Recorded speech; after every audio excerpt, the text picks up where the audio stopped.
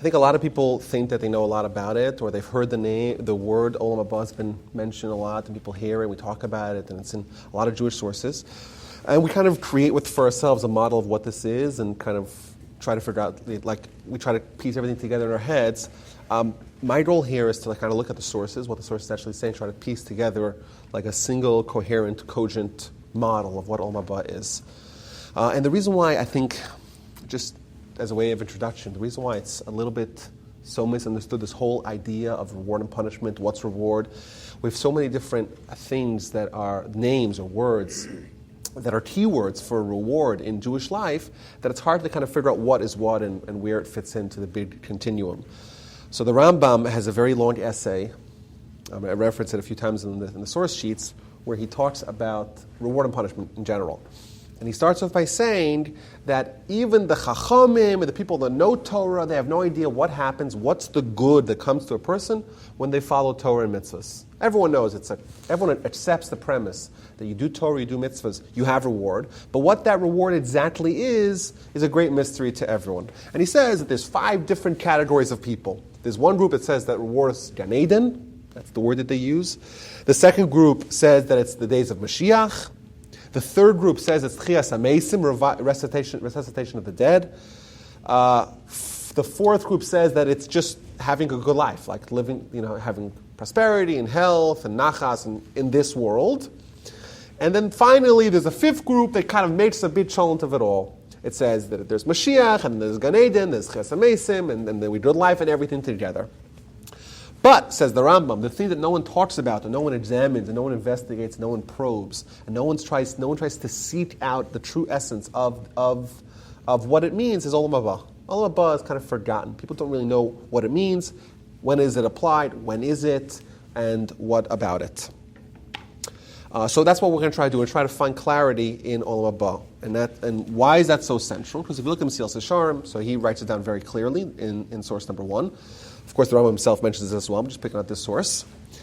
And he says in the beginning of Mesilas Yesharim that V'hini mashruna Chazalhu, what Chazal instructed us, Sha'adam lo nivra el lisaneg al Hashem v'leinos b'ziv shchinaso, that the person was only created to have the pleasure of God. Shezeu ataneg amiti v'idon agadol mikol idunim shechol milimatzah. This is the real pleasure and the greatest pleasure that's possible. And the place of this pleasure, that's the reward that we're supposed to be here to get, is Olam Haba.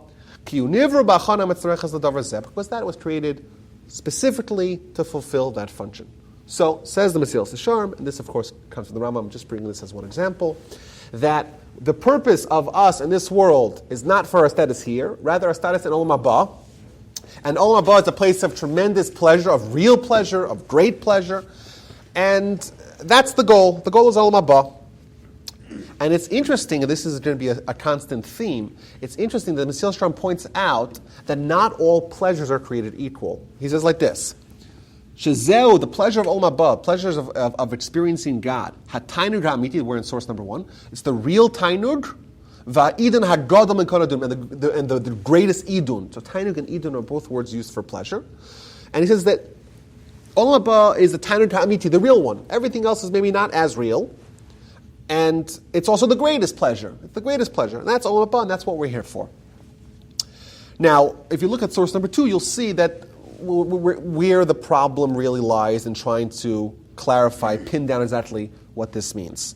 So this is from a Gemara. This is the first of several Gemaras of its kind that describe a vastly different world. This Olam Haba, this next world that we're talking about, we're referencing it, is completely different than the world we have today. How so? So the Gemara reads, this is from Brachos Yud Zayin, Mardala bepumi de Rav. It used to be a common saying, an axiom of Rav. Lo ka Olam Haba. This world is not like Olam Haba. Olam Haba, what's an Olam Haba? Ein bo, it does not have lo achila, v'lo shtia, v'lo peri v'rivya, v'lo masa v'mata. It doesn't have eating, drinking, procreation, no business, v'lo kina, which means envy, v'lo sinna, and no hatred, v'lo tacharut, and no competition.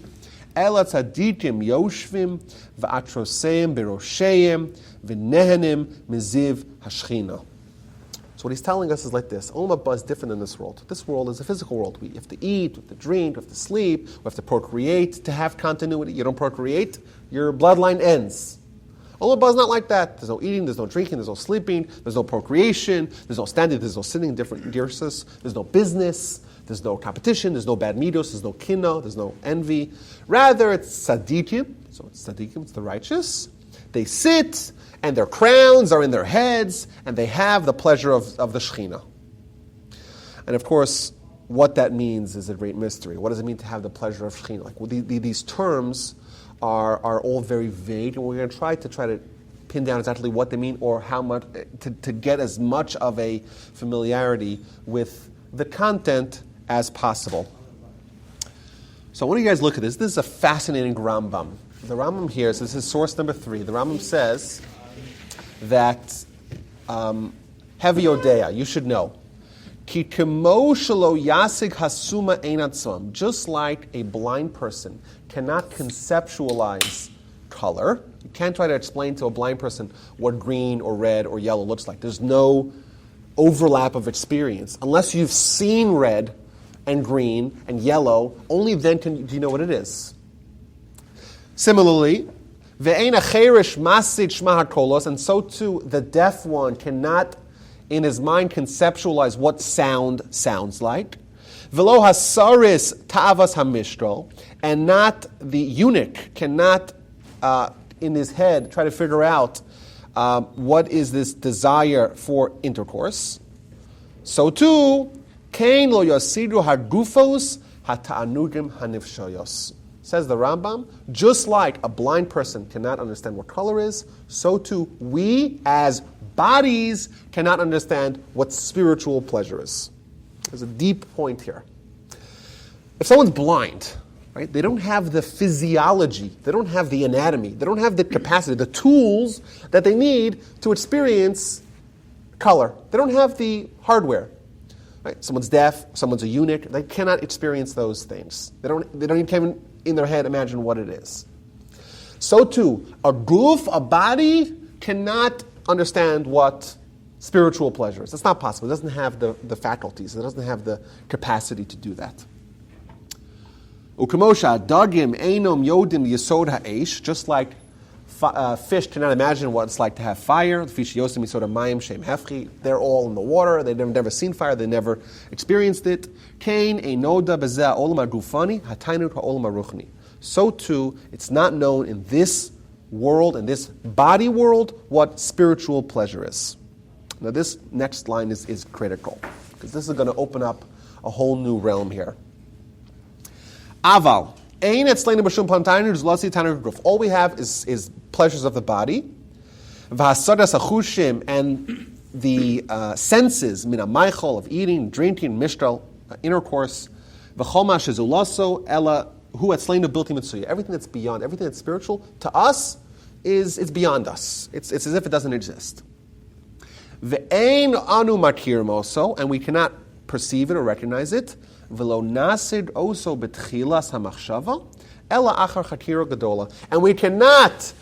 conceptualize it, we cannot recognize it in the beginning of our thought. Rather, achar chatira gedola. It's accessible to us after much searching. So this Rambam, and we'll see this theme again and again, is opening up an entire realm of an idea here.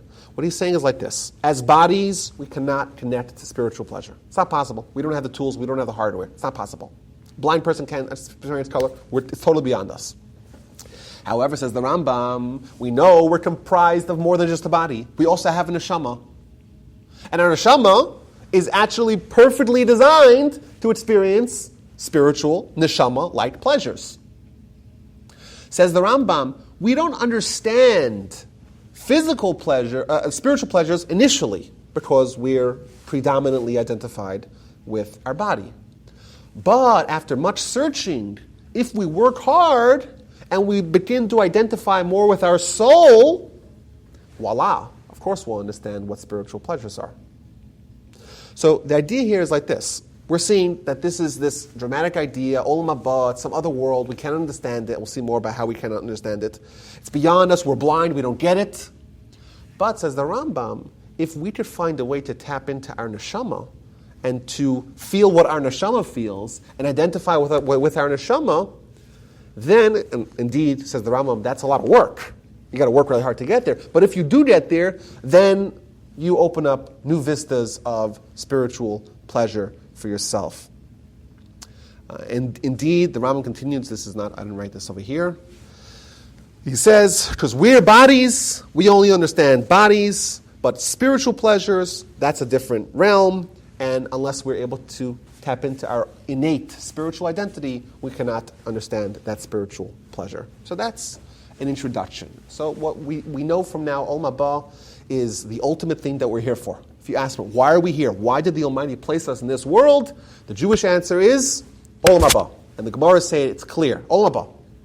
What exactly Olam Haba? That's where we're trying to understand. So the Gemara says it's not physical. There's no physicality. There's no eating, no drinking, no sleeping, no intercourse, no bodily functions or desires or emotions.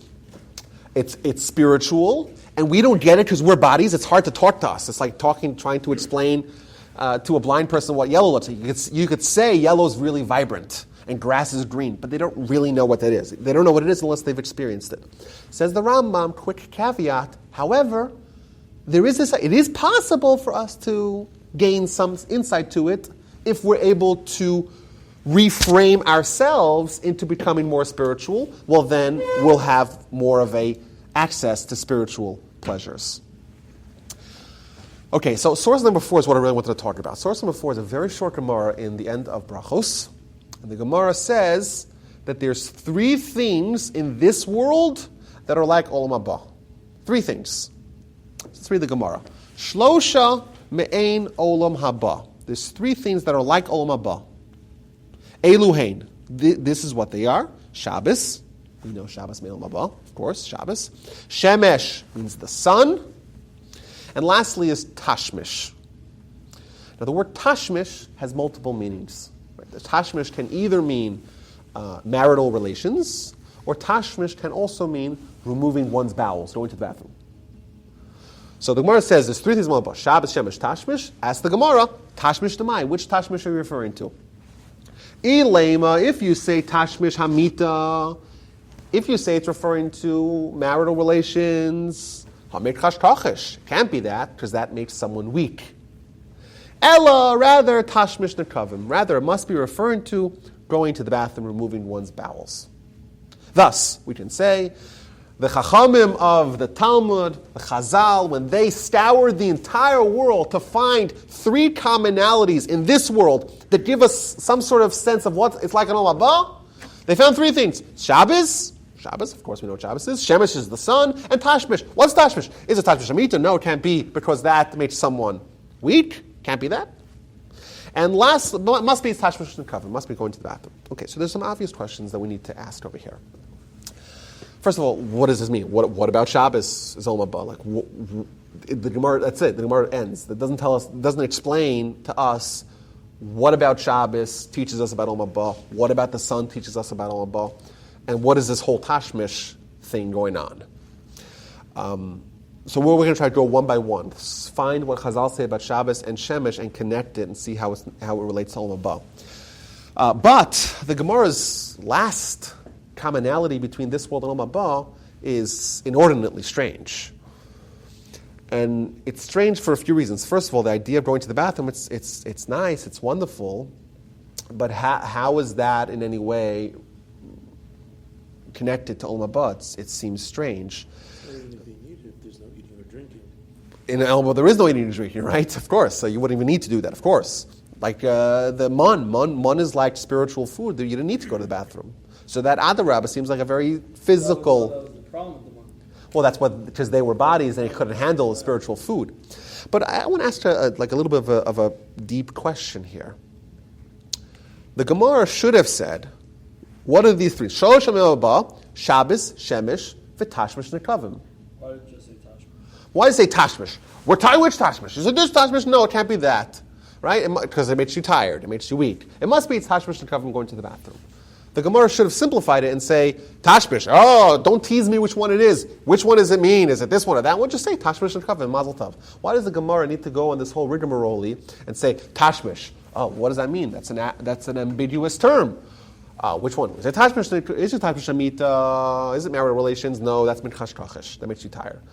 Rather, it must be Tashmish and Kavim. Why does the Gemara not simplify it and say Tashmish and Kavim? So those are our questions.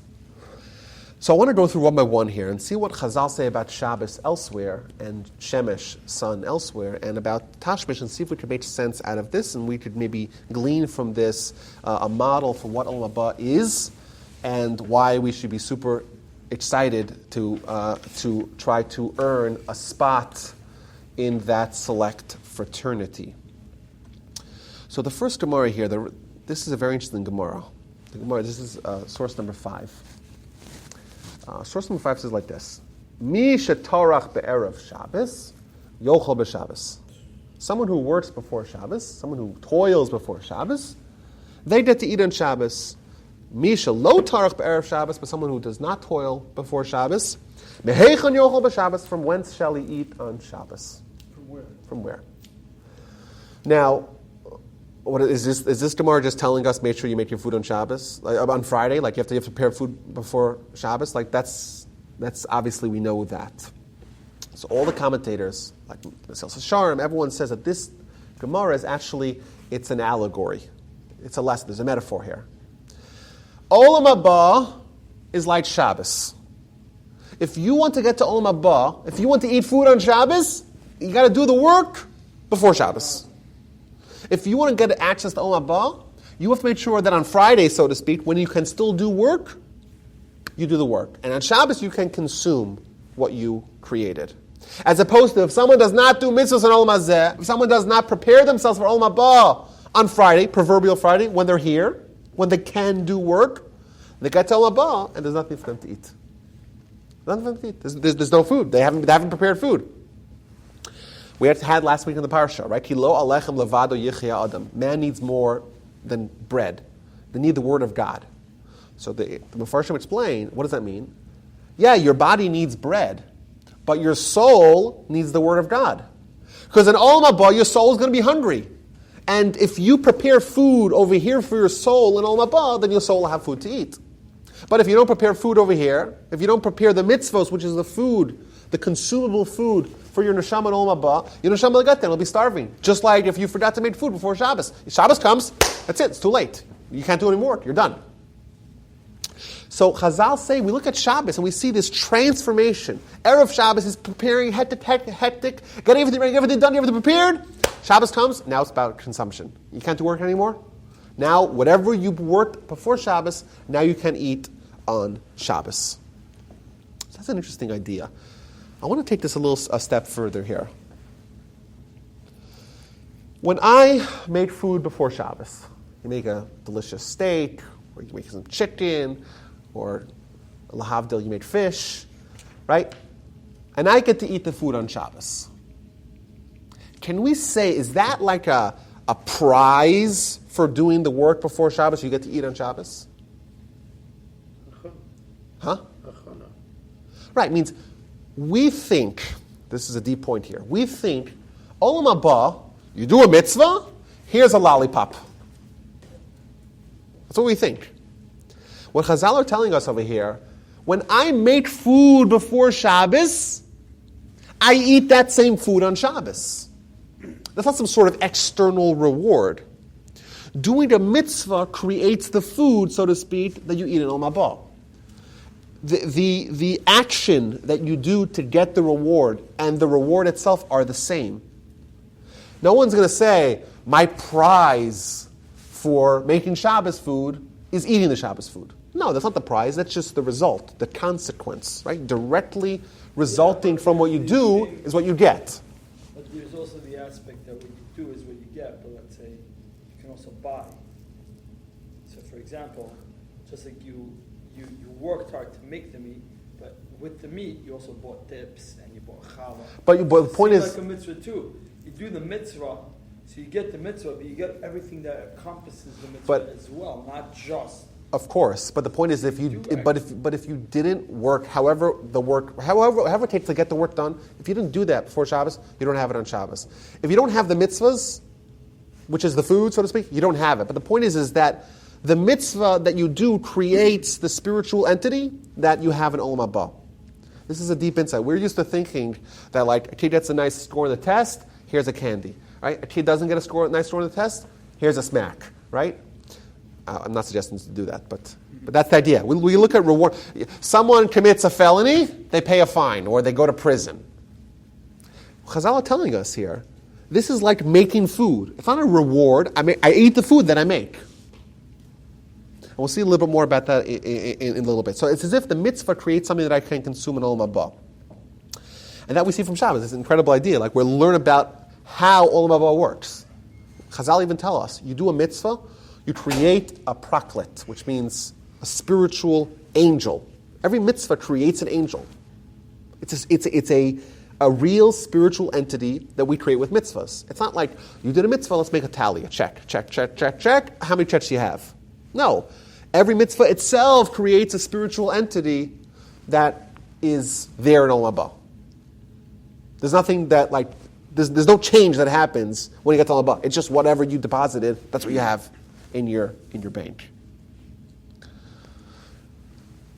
Now, I want to say another word here, how Olam Haba can be connected to Shabbos. I had a student in Aish many years ago. He couldn't get the whole idea of Shabbos. Most of the students loved Shabbos. He hated Shabbos. And to me it was always interesting, like growing up Shabbos observant, and like Shabbos is the highlight of the week. It's so exciting, it's so wonderful. And then this guy's like, why are we doing it? And it's really a hard thing to explain. Like, where is the joy of disconnecting from... It means, if I just describe to someone the 39 malachos, I'm like, this is the most joyous experience. And you talk to someone and like, I don't see the joy. Like, it doesn't really compute. And I was thinking that the only way to really understand what Shabbos is, the only way to have the experience of Shabbos that we all know and love, is if you observe it, if you experience it. If you have never done Shabbos, and I said, this is what we do on Shabbos, this is what Jews do on Shabbos, then people would say, I don't get it. What is this? And the answer is that unless you've actually experienced it, you have no idea what it's like. Like the Rambam told us. The blind person, you could say all the words of description of color in the world. You could write a whole book on the color green and describe it in detail. But unless you've actually experienced it, then you don't know what it's like. And I found the Chazal here, a famous Gemara in Shabbos on source number 7, that says that one of the Caesars had a conversation with the rabbis, and he says, how come the cholent smells so good? How come my Shabbos food tastes so delicious? It has a wafting aroma. Amar l'keisel B'Shua ben Chananya. The Caesar said to B'Shua ben Chananya, Mipnei ma tavshel shel Shabbos reicho nodef. How come the stew of Shabbos, its smell, its aroma wafts? Amar lo, he says to him, Tavlin echad yesh lanu. We have a special spice. V'Shabbos shema, and its name is Shabbos. Shana matil masocha. We put it into the cholent v'reicha nodef, and that's why it has a wonderful smell. Amar, he said, Tell lanu imenu, give me it. Where can I buy this? Amar lo, kol ha-mashamer es ha-Shabbos mo'elo, v'she'ena mashamer es ha-Shabbos eina mo'elo. Whoever observes the Shabbos, he gets it. Then it works for him. If you don't observe the Shabbos, then you don't get it. And I was thinking, what Chazal are telling us is that there's a certain aspect of Shabbos that demands, for you to understand it, you have to actually observe it. And this extends even to the food of Shabbos. Even the food of Shabbos, certainly the mitzvahs of Shabbos. But even the food of Shabbos, unless you've actually experienced it, doesn't make any sense to you. Similarly, Olam Haba, say Chazal, unless you've actually experienced it, or at least experience the spiritual pleasure in this world by identifying with your neshama, then you have no idea, it doesn't make any sense to you. If I told you, your neshama can have pleasure of God, I walk around with placards, right? I say, I'm offering you the greatest pleasure in the world, your neshama can experience God. People are like, what do you mean? I'd rather vape. I don't know, right? Right? Like, that makes any sense to them. Like, you could have the Ziv Shechina. You could have the grandeur of God's Shechina. And like, people are like, what? And the truth is, unless you've experienced it, unless you've had some touch point with spiritual pleasure, it doesn't make any sense to you. And it seems illogical, and it seems, well, what's this obsession with Olam Haba? But, so the Rambam mentions this at the end as well. I didn't put it in the notes. Once you've actually had a taste of spiritual pleasure, then you get it. And then all the other pleasures become silly in comparison. You see people that, there's a famous story of the Baron Cutler. The Baron Cutler said, some guy who was a big donor said, oh, I have so much Olam Haba because I gave so much money to the yeshiva. He says, like, yeah, Olam Haba you have, but what about Olam Hazeh? And Baron Cutler, like, he lived in a tiny little apartment in Brooklyn. What does he know about Olam Hazeh? But to him, like, when he was studying the Torah, he was really connecting to God, and he was having the pleasure of Lenos B'Ziv Shechina. And to him, it was greatly outweighed anything you could have from material and physical pleasures. So he's actually right. He actually has more pleasure. More pleasure. But the point is, to other people, like, the rabbi is spending his time 4 or 5 hours or 10 hours, like the Chazon Ish would talk about, swaying over ancient Aramaic texts, and that's the greatest pleasure you can imagine? And the answer is yes, but unless you've experienced it, it doesn't make any sense to you. It's total Greek. Not only that, this is an insight. Neshama Yisera. What does Neshama Yisera mean? Chazal tell us we have an extra neshama on Friday. Friday afternoon, Shabbos comes in, we all get an extra neshama. Very strange teaching. The Gemara, I brought it down in source number 8. Gemara says, Amar Reb Shimon ben Lakish neshama Yisera knows an HaKadosh Baruch Hu ba'adam erev Shabbos. U'lamata Shabbos not lahimenu. And a person gets an extra neshama before Shabbos, and after Shabbos, the Almighty takes it back from him. So, simply put, on Sunday, Monday, Tuesday, Wednesday, Thursday, Friday, we have one neshama and one guf, one neshama, one soul, and one body. Comes along Shabbos. Now, we have 2 neshamas and one body. That's the way we understand it simply, right? Does that make sense? Now, what does it mean? You have an extra neshama? Is it harder to die on Shabbos? Because to die means to take your neshama out of your guf, out of your body. To die means to remove your neshama, your soul, from your body. Well, if you have 2 souls, maybe it's harder to die on Shabbos. We have to look at the statistics. Is that what it means? What does this mean that we have an extra soul on Shabbos? Very strange, right? Got an extra soul on Shabbos. So look at Rashi. So this is source number 8. Rashi is going to make it ever more strange. What does Rashi say? Neshama Yisera, Rochav Leiv, expansiveness of your heart. Lemenucha, for rest. Ulesimcha, and for joy. V'lios pasuach l'ravacha, and to be open wide. V'yochal v'yishte, you can eat and drink. V'ein nafsho katza alav, and you won't get nauseated. Thus concludes Rashi.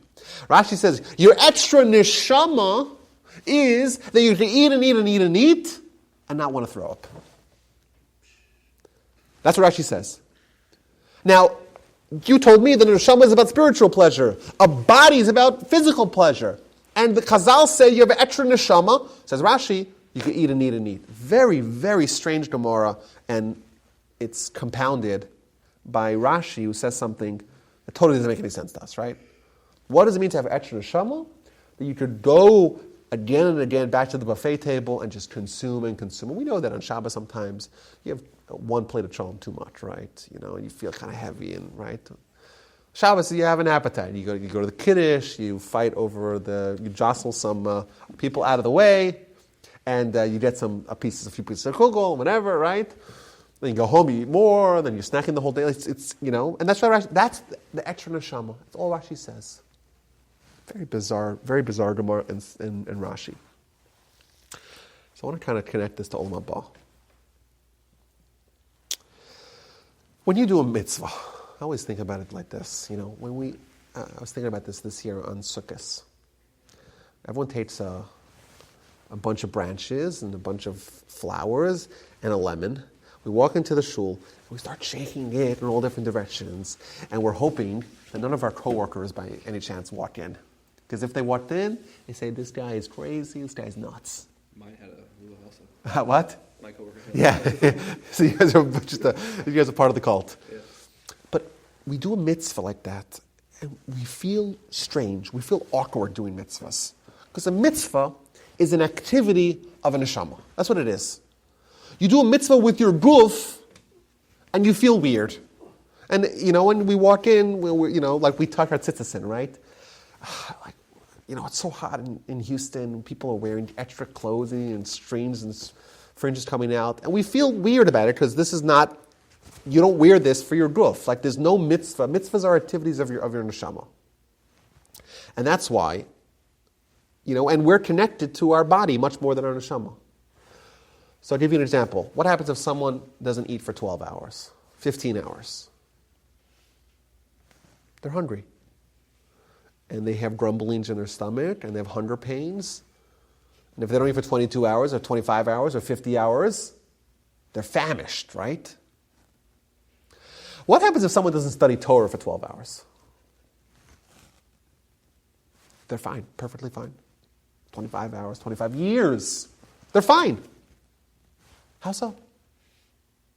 Why are we fine when we feed our body and starve our soul, but when we starve our body, we're not fine? The answer is because we are primarily bodies. And our neshamas, we're not linked to our neshama.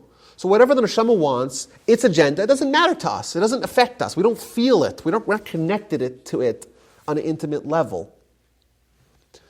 So when the body needs something, we feel it. We feel hunger, right? The neshama wants to do mitzvahs, wants to do Torah, wants to shake the lulav. For the neshama, the lulav is ecstasy. For the neshama, the lulav, study Torah is ecstasy. But we don't feel like that. We feel awkward doing that. What's going to be in Olam Haba? Olam Haba is the exact opposite. Olam Haba, the body's agenda doesn't matter. The neshama's agenda is all that matters. And to us, that's so strange. We can't imagine anything like that. Comes along Shabbos. Shabbos, what are the mitzvahs of Shabbos? Get dressed up nice. Go to shul with your kids. Come and sing. Have delicious meals. Chazal talk about how we're supposed to have marital relations on Shabbos. Eating, drinking, have a little l'chaim. These are all mitzvahs that suddenly our body perks up. It's like, oh, I like these mitzvahs. Right? The body's like, where do I sign? Say Chazal, on Shabbos you have a neshama yisera. You have an extra neshama. Do you know why? It's not now you have two neshamas and one guf. Now on Shabbos your guf is like a neshama. You have two neshamas. Your neshama that you have all the week, and on Shabbos your guf also becomes a neshama. Your guf also wants to do mitzvahs. You do a mitzvah, and your guf is excited. It says Rashi, Shabbos is wonderful. We eat, we drink, we sleep, and those are all mitzvahs. And those are all activities of our neshama. Say Chazal over here. If you want to understand what it's like to be Olam Haba, what is it like to feel totally at home doing a mitzvah? What is it like to not have any awkwardness, to totally resonate with a mitzvah? Go to Shabbos. Because on Shabbos, your guf is a neshama. You have an extra neshama because your guf is a neshama. And your guf is totally on board. And you get it. The mitzvah makes sense. You see a delectable meal. You're like, where do I sign, right? That's what your neshama is like going to be in Olam Haba with mitzvahs. On Shabbos, everything gets flipped around. Shabbos, a mitzvah connects to our body as well. And we know what it's like in Olam Haba. That's what our guf feels like when we shake lulav. That's what I'm saying. That's what our neshama feels like when we shake lulav. That's what our neshama feels like when we eat matzah. To us, like we're chewing crackers. It tastes terrible, right? To our neshama, like we're this delightful. It's Yitzias Mitzrayim, it's Maimer Sinai, it's everything. We wear tefillin. Like to us, we're strapping pieces of dead cow to our body, right? To our neshama, like this is total ecstasy. And every mitzvah is like that. And you want to know what your neshama experiences by doing a mitzvah and in Olam Haba, all you got to do is feel like what your extra neshama experience is on Shabbos. Indeed, we could say that when Chazal told us that Olam Haba is similar to Shabbos, indeed, it makes a lot of sense. We saw already a lot of examples of how, just by experiencing Shabbos, we could tap into Olam Haba. What about the next thing that Chazal say? Chazal say shemesh, light, sun, the sunlight. That's also like Olam Haba. So, of course, we have to remember the famous Rashi right at the beginning of the Torah. Rashi says, "Vayihi or," there was light. And what did the might do with that light? The might put it away. This Or Adonos, it's archived. It's put away in storage for tzaddikim, for Olam Haba. So that's a connection we see off the bat. What I want to look here, kind of a little deeper on this, in source number 9. Source number 9 is from the Gemara in Bava Metzia. The Gemara says, Tashes choshech vayhi laila. You make darkness and it is night. What's it talking about when the Almighty makes night? Zeh ha'olam hazeh shedom laila. This refers to olam hazeh that's comparable to night. What does that mean? Chazal here and Chazal as well in the book of Sota 21a make a comparison between this world, olam hazeh, and night. Just like at night, if you're going at night, you don't know, you might trip over things, you might fall into a ditch, you might be attacked by wild beasts or by roving bandits. So to Olam Hazeh, there's dangers everywhere you go. You got the Yetzer Hara, you have Yisurim, you have sin, everything is trying to get you. And there's darkness, you don't see your way around. Comes along Olam Haba. Olam Haba is like the Shemesh. It's morning. What happens in the morning? In the morning, the bandits go away, the dangerous animals go back to their lairs, you see all the way around you, you have clarity in your life. Well, we know, if you actually spend time thinking about this, we know that our perception of what life is and what it means and what it ought to mean and what we ought to do, it's a little bit muddied, it's not so clear, it's blurry, we don't know, it's darkness. We're trying to fumble our way through the darkness. Comes along Haba, everything will make sense. The Torah will make sense. Our Neshama will make sense. The mission of the Almighty, that the Almighty gave us makes sense. Everything makes sense. Now, what's interesting is that the Gemara also says, Ner mitzvah v'Torah or. A mitzvah is like a candle, and Torah is like light. The Gemara learns that light of the sun. What Chazal are telling us, and we've seen this before, we'll say it again, that it's possible for us to have an artificial Olam Haba over here. When we have Torah in this world, we're accessing the sun, so to speak, in the middle of the night. Yes, it's Olam Hazeh, it's darkness. We do a candle, we have a little bit of light. We have Torah, well then we have a lot of light, it's like the sun. And thus it's possible to gain the same clarity in Olam Hazeh via Torah and mitzvahs as if we would in Olam Haba. And that brings us to source number 10. Source number 10 is from the Gemara in Bava Basra, and this is the first recorded near-death experience. What happened? Yosef, Rabbi Yeshua Chalash. Yosef, the son of Rabbi Yeshua, he got sick. In God, he died. And he came back to life. So we have a near-death experience.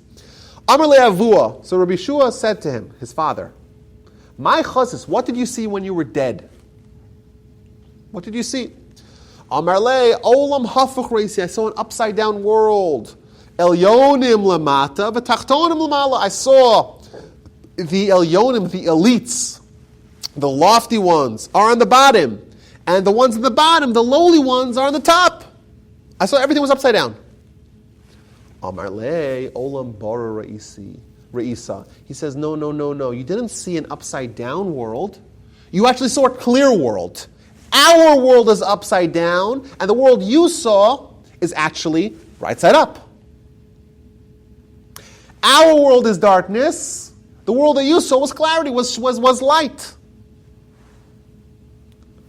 And finishes the Gemara. His father asked him, Va'anan, heichi chazisinon. Says his father, and Anan, Talmid HaChachamim, us, the righteous, how do we appear in Olam Haba? Right? Are we the lofty ones that are on the bottom? What is our status in Olam Haba? Amar lei, ki heichi de chashvinin hacha, chashvinin hasam. The same way you're viewed here, the same way you're evaluated here, that's the way you're evaluated in Olam Haba.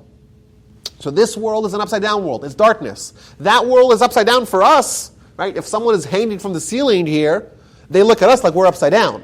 But they happen to be upside down, and we're the ones who are right side up. If we look at Olam Haba, everything will be upside down for us. But that's because we are the ones that are indeed strung up, upside down, and we see everything in darkness. Says the dead guy who came back, what about the Talmidei Chachamim? Well, they're the same here as they are there. Talmidei Chachamim live here in a clear world. My grandfather, whenever he would learn this Gemara, he would say like this. His father told him, you didn't see an upside down world, you saw a clear world. And Tzadikim, the Talmidei Chachamim, in this world, they live in a clear world. How? Like we said earlier, Ner mitzvah Torah are. By having doing mitzvahs and having and doing Torah, you have artificial Olam Haba. You have the candle, you have the light of the sun. But there's more.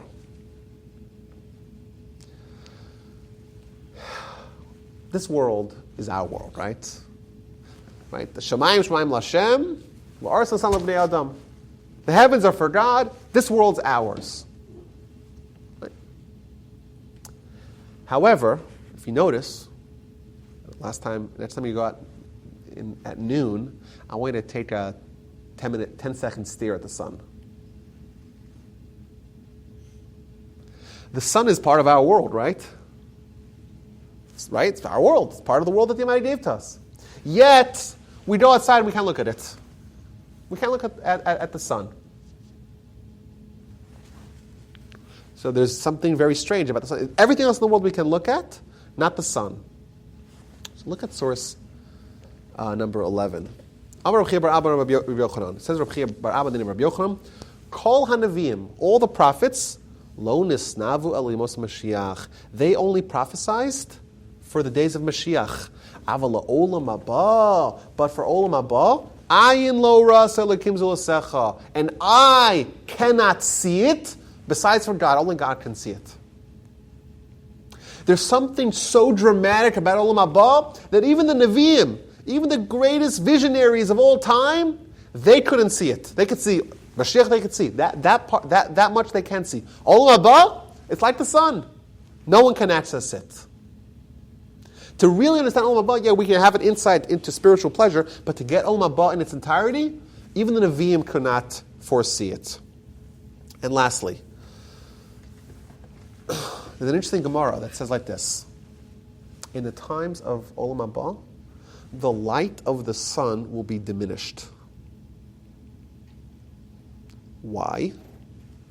Says Rashi, because there's going to be tzaddikim, and Olam Haba there's going to be the righteous, and the righteous are going to be so bright that their brightness is going to be more bright than the sun, and the sun in comparison will look like it's not so bright. It's going to be like night mode on the iPads. Lumos. Chazal is saying something very deep here. The sun is going to be a much weaker light, not because it's going to be diminished in light, rather because the tzaddikim are going to be even more bright in Olam Haba. So perhaps we could say like this. Perhaps we could say that in Olam Haba, it's going to be like the sun. The power of tzaddikim is going to shine forth, and that's going to be so dramatic and so beyond what we can expect, just like we cannot even conceive of the greatness of the sun, we can't even look at it. The tzaddikim are going to be like that as well. Their neshama is going to be as powerful as the sun. Now I want to take you guys through a little tour of history here. Source number 12 here says that Moshe Rabbeinu was compared to the sun, right? Pnei Moshe, Pnei Cham. And the face of Moshe was like the face of the sun. Interesting. Olam Haba is like the sun, the face of Moshe is like the sun. What that actually means is that Moshe was able to access Olam Haba while he was still here. If you remember, after the Egel, after the sin of the golden calf, what happened? Moshe Rabbeinu came down from heaven holding the second round of the tablets. And the people look away. You know why? Because Moshe Rabbeinu did not know that his face was radiating, was glowing. Say Chazal, his face was as bright as the sun. In fact, the story in the Torah continues that everyone turned away from him, even Aaron and Cohen turned away from him, and Moshe Rabbeinu put on a masveh, a mask. For the rest of Moshe's life, he wore a mask. Now, what does that mean? It means that Moshe Rabbeinu, even though he was here in this world, it was as if he was an Olam Haba, as if he had the brightness of 1,000 suns, just like an Olam Haba. There's going to be something so bright that tzaddikim are going to shine forth because their neshama is in its purity. It's going to be so dramatically powerful. Moshe Rabbeinu was able to get that over here. So in fact, we find some dramatic things about Moshe Rabbeinu. Moshe Rabbeinu is the only one that we know. He spent 40 days and 40 nights, 3 times, back to back to back. We read it last week in the Parsha. Not eating, not drinking, not sleeping. Do you know any human that can go 120 days without eating, drinking, or sleeping? No. But, if you remember, what did we say at the beginning? Olam Haba. There's no eating, there's no drinking, there's no sleep. There's no sleeping, right? Moshe Rabbeinu, even though he was a human like us, he still had body and soul fused together. His neshama was totally unhindered, totally unleashed, and therefore he was living in Olam Haba here. He didn't need to eat, he didn't need to drink, he didn't need to sleep. In fact, the Gemara says he was arguing with angels. Chazal say that he time traveled. Moshe Rabbeinu was able to talk to God whenever he wanted. He didn't have all the limitations of the rest of the prophets because Moshe Rabbeinu was an Olam Haba. He was here, yes, but he had so perfected himself that he was able to access Olam Haba. In fact, the Gemara the Medrash tells us, we went through this if you remember Bizi, that Moshe Rabbeinu, when he died, his soul refused to leave his body. Normally, the soul cannot stand being harbored in a body because they're opposites. The body's physical, wants the physical agenda. The soul spiritual wants the spiritual agenda. They're entirely incompatible. Moshe Rabbeinu perfected his body and harmonized it in a way that it was no longer repellent to his soul. In fact, his soul preferred it. He didn't want to go above. I'm in Olam Haba here. Why would I want to go to the Almighty? This is no better place for me to be than to be in the body of Moshe. Let's go to the last element of what Chazal say. The last thing that is comparable to Olam Haba is tashmish. Now, what does tashmish even mean? So the Gemara has a whole question. Does tashmish mean tashmita? Marital relations, does it mean tashmit kavim, going to the bathroom? So what's going on over here? So let's look at source number 13. This is a Mishnah Perkei Avos that says, it's better to have 1 hour of tshuva and mitzvos in this world than all of Olam Haba. Once you get to Olam Haba, it's Shabbos. It's Shabbos, you can't do any mitzvahs. It's too late. You can't prepare. Too late. You can only consume. And it's better to have 1 hour, 1 second, 1 unit of time of pleasure in Olam Haba mikol chayei ha'olam hazeh, from all the pleasures of this world. The pleasure of Olam Haba dwarfs the pleasure of Olam hazeh of this world. There's no comparison whatsoever. But, this is source 14. Not only is the pleasure of Olam Haba so much greater in quantity, but it's a different kind of pleasure. Any physical pleasure that we have has a common characteristic. What is a physical pleasure? A physical pleasure is something that we feel, our body feels good because of something. So you eat something, right? You watch a movie, you go on a Ferris wheel, or you go skiing, whatever it is, there's something that you do or that you experience or that's done to you that makes you feel good. That's the model of all earthly pleasure. And what happens? When you're doing that thing, right? When you're consuming that pleasure, you feel good. That pleasure leaves, the cause of the pleasure leaves, the result of the pleasure leaves with it. Says the Rambam. Look at the Rambam lastly. We're in the physical world. V'lefitrach einanu masigim el tanugav hagrum hanifsakim. So I want to underline the word nifsakim. We only perceive the weak, ending pleasures. We perceive the pleasures that they end. You know why? Because you have the source of the pleasure, you have the pleasure. You lose the source of the pleasure ends. Aval, but hata'anudim hanefshim heim timidim. But the spiritual pleasures, it's not a result of something external that you do or that you experience. Rather, it's ongoing. It never stops. Omdim la'ad, it continues forever. Einin masakim, never stops.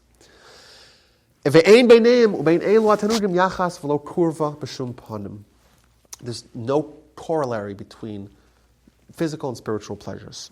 So the Rambam is telling us is that it's not just that Olam Haba is so much more pleasure. It's a different kind of pleasure, different nature of the pleasure. It's a different method. Physical pleasure, it's good, but it has a shelf life. And not only that, Rabbi Noach Weinberg was want to point out that physical pleasures oftentimes have a bad aftertaste, so to speak. There's a letdown period. You eat a huge meal, but then you have a kind of a stomachache, right? Not only did the pleasures end, but sometimes they leave you with a bad aftertaste. Say Chazal, tashmish. Which tashmish? If it's tashmish hamita, mitchash kachash. Tashmish hamita, right, it makes you weak.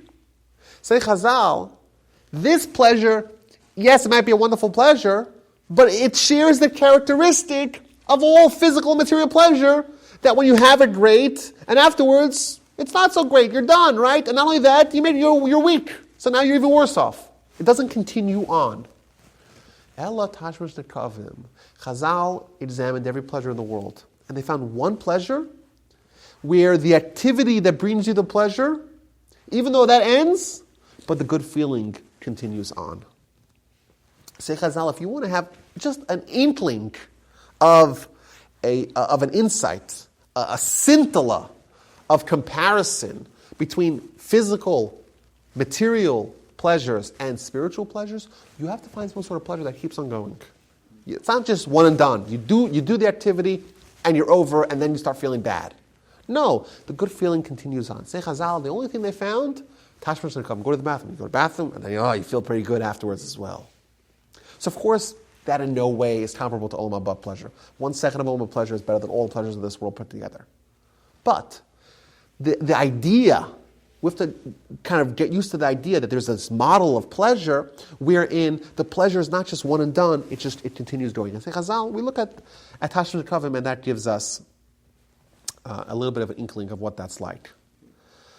So, in conclusion, Chazal indeed don't make our job easy to try to make it clear what Olam Haba is. They give hints here and there. And this Gemara, when I first read the Gemara, I had no idea what, it's very bizarre. 3 things, doesn't connect.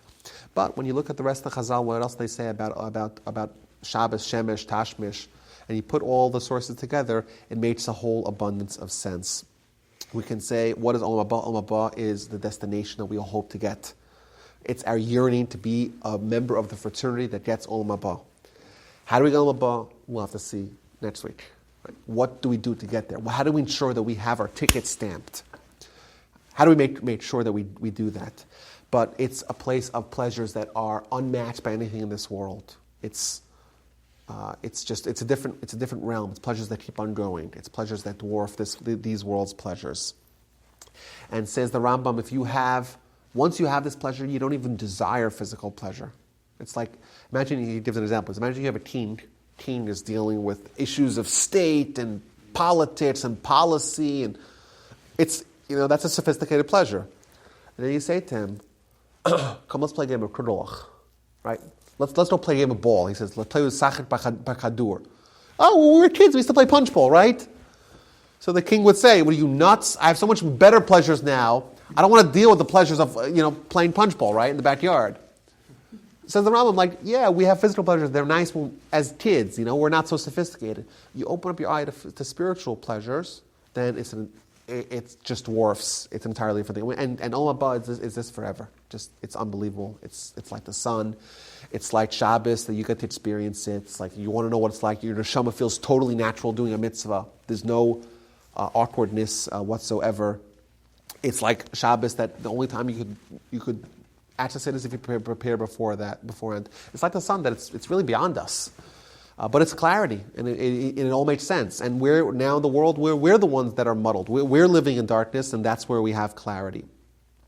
And the major wild card is that in every one of these sources we found that while Olam Haba is a world of pleasure, Olam Hazeh, we can access a little bit of that pleasure. Moshe Rabbeinu got it. Talmid Chachamim over here live in a clear world. The Rambam told us that we don't initially get spiritual pleasure only if we search for it really hard. And this we will conclude. If you look at source number 1, you'll notice that the Ramchal was very careful to point out that spiritual pleasure is accessible in this world. Let's read it again. V'hine, ma she'orna Chazal, what the Chazal instructed us. Sha'adam lo nivra el l'sanag al Hashem v'lenos b'ziv shechina. So the only reason why we're created is to have the pleasure of God and to bask in the radiance of His Shechina. Now, let's read this a little slowly. Shezehu ha'tainug ha'amiti v'ha'idun ha'gadol mikol idunim. This is two things. It's the tainug ha'amiti, the real tainug, and ha'idun ha'gadol mikol idunim, and the greatest idun of all iduns that could possibly be made. That's Olam Haba. And the next line is critical. Umakrum ha'idun hazeh be'emes hu ha'olam haba. The place of this idun is in Olam Haba. Says my grandfather in page Tafkruf Samach Zayin, I think, of Alei Shor Chelik Beis. Where is the place of the Tainug? You said Tainug Amiti and Iyag Olam Chanedunim. Makam Eidim Olam Haba. Where's the place of the Tainug? Olam Hazeh. So, that's, I think, the wild card, that it's possible to access in some way this pleasure in this world. How do you do that? Number 1. How do you ensure that you get Olam Haba? Number 2, I have to see you guys next week. Thank you so much.